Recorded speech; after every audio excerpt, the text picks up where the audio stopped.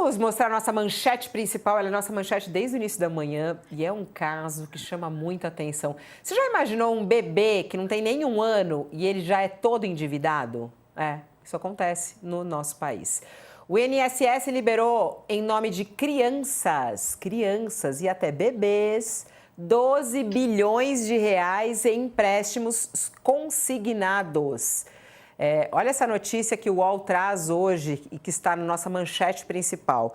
O INSS tem atualmente 763 mil empréstimos consignados ativos para menores de idade. Entre 2021 e 2024, esses consignados, em nome de crianças e adolescentes, aumentaram mais de 30 vezes. No total, foram emprestados cerca de 12 bilhões de reais. Tem casos até de bebê mesmo, bebê de colo, que está totalmente endividado. Bom, quem assina essa reportagem é o Saulo, que está conosco ao vivo aqui no nosso All News, o Saulo Pereira, que é repórter do UOL, e ele está aqui para conversar conosco da sua manchete. Manchete principal desde o início da manhã, hein, Saulo? Maravilha! Dá um sorrisão aí para nossa plateia. Bom dia! Bom dia, Fabiola. Bom dia, pessoal. Como é que pode? Como é que pode um bebê ser endividado? Como é que você descobriu essa história? Então, essa história chegou a gente, nós fomos atrás de mais informações e vimos que procedia.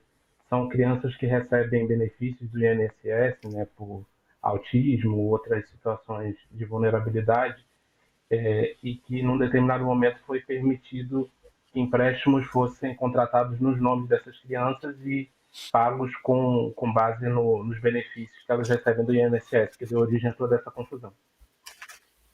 E o que pode acontecer? Quer dizer, como é que essas crianças podem se proteger? O que você descobriu e qual vai ser o desenrolar disso? Então, tem uma interpretação de alguns advogados de que o Código Civil não permitiria, né, que esses contratos fossem assinados nos nomes dessas crianças. Mas na prática, o que aconteceu entre 2022 e o comecinho desse ano foi que isso se tornou possível, e aí o INSS brecou isso em maio, né, por meio de uma instrução normativa. O que os especialistas recomendam é que os responsáveis dessas crianças tenham um cuidado em relação a isso e que medidas sejam adotadas tanto pelo INSS quanto pelos bancos, né, que são quem de fato fornecem esse dinheiro para esses empréstimos.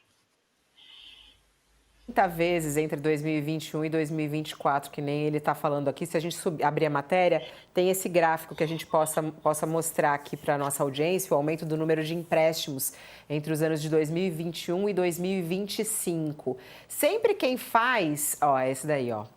Se a gente sobe um pouquinho para a gente mostrar aí. Aí. Olha lá, a gente vê o aumento maior em 2024, né? É bem maior ali, 694.542 empréstimos. Ô, Saulo, normalmente quem faz são os responsáveis, pai e mãe, ou outras pessoas também conseguem fazer isso em nome de crianças? Legalmente, o responsável pode ser qualquer pessoa que seja legalmente responsável ali por aquela criança, né?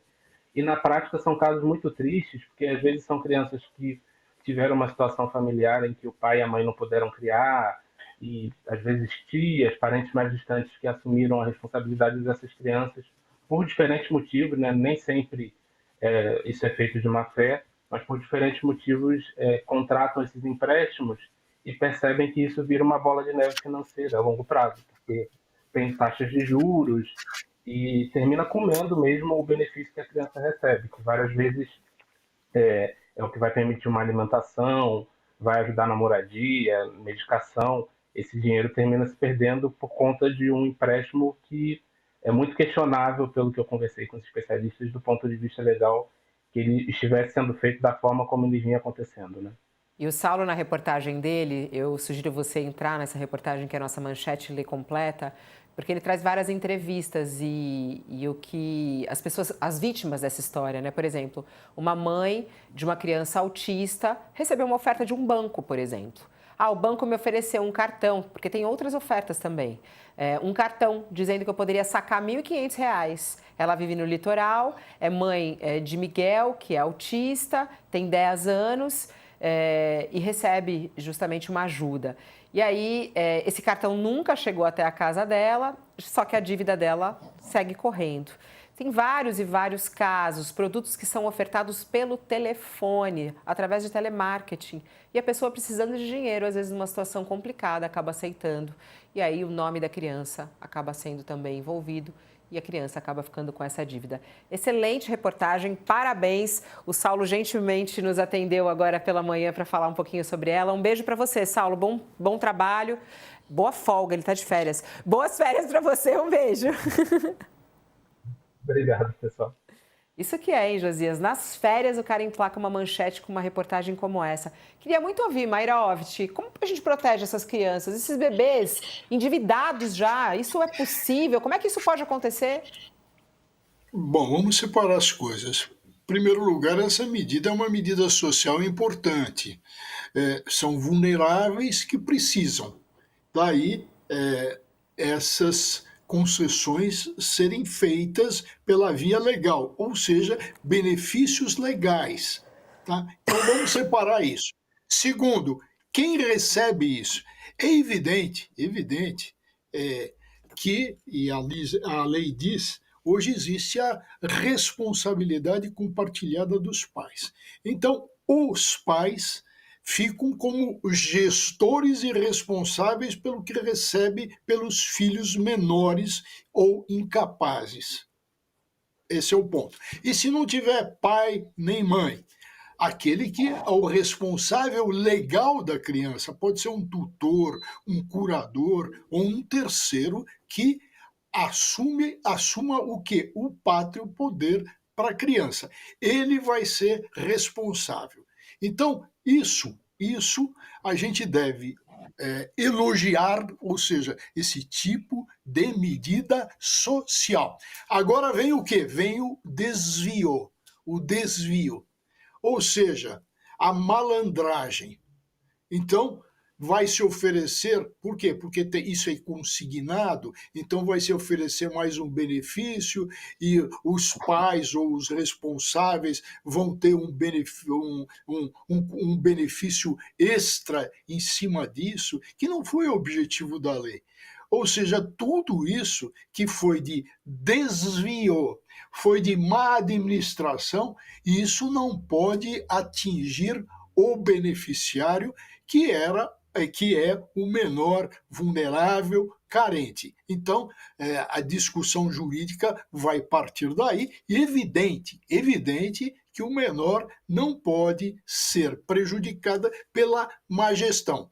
Existe outro tipo, então, essas instituições financeiras que têm o consignado e abrem caminho para depois descontar do próprio benefício do menor, isso é completamente ilegal. Isso pode ser barrado e deve ser barrado, porque vem um benefício que decorre de um consignado. Outro ponto é o negócio que vira isso. Então, pessoas passam a fazer adoções, passam a assumir responsabilidade de pátrio poder. Para quê? Para pegar esses valores. Às vezes vai usar isso, por quê? Porque tem outros filhos, tem outros dependentes, então pega isso que não é destinado só ao carente. Então tem todo esse tipo de problemática. Olhar o todo, muito bom esse olhar do nosso juiz aqui, olhando o todo, maravilhoso. Obrigada, viu, pela sua participação hoje, professor. Um beijo, até, boa semana. Até, um abração. Tchau, Josias, abraço. Tchau. Tchau, obrigado, professor. Vamos lá, Josias. Viva o Santos. Ele falou isso. Viva o Santos. Vai lá, Santos. Estive em Santos no final de semana. Sempre quando eu piso em Santos, o Santos ganha. É batata. É uma delícia. Eu adoro. Você participou daquele negócio que os direitos de imagem do Pelé estão sendo vendidos, não? Foi fazer um furo de reportagem. Não me meto nessas confusões. Não me meto nessas confusões. É um furo de reportagem. Lá o pai do Neymar vai pegar a coisa. Tá na nossa página, tchau, bombando. Tchau. Beijo, tchau. Ó, para quem está conosco na TV, o intervalo, seguimos aqui no nosso UOL News pelo YouTube. Vai lá, UOL no YouTube. Josias, essa reportagem que é a nossa manchete, que traz os bastidores aí de algo que é importante, como o próprio Mayroft disse, mas que abre essas brechas, né? Complicado uma criança ter o seu nome, vamos dizer assim, totalmente endividado. Como se livrar disso? De preconceito etário, o INSS não pode ser acusado, né, Fabíola? Porque oferece desamparo a brasileiros de todas as idades. Nós estamos aí às voltas com uma investigação sobre o assalto de 6 bilhões de reais contra os velhinhos aposentados. E esse caso ainda nem terminou e já surge no noticiário, surge no UOL, essa outra perversão, o endividamento de crianças. Quer dizer, adultos se endividaram até a raiz dos cabelos das crianças que recebem benefícios por meio da Previdência. Então, estamos falando de 763 mil empréstimos consignados, tomados em nome de menores que deveriam ser protegidos pelos seus responsáveis. 12 bilhões de reais é o dobro daquilo que da estimativa dos desvios contra do assalto lá aos velhinhos, né? E tem um caso, Fabíola, citado na reportagem do UOL, que é muito emblemático. É o caso de uma menina, chama Clara, tem 7 anos, e ela é portadora da síndrome de Down, recebe um auxílio de um salário mínimo, é o BPC, né, Benefício de Prestação Continuada. É um benefício social que é pago pela Previdência. Um salário mínimo, coisa de R$ 1.518, e ela está pendurada no consignado, essa menina de 7 anos, com uma dívida de 38 mil.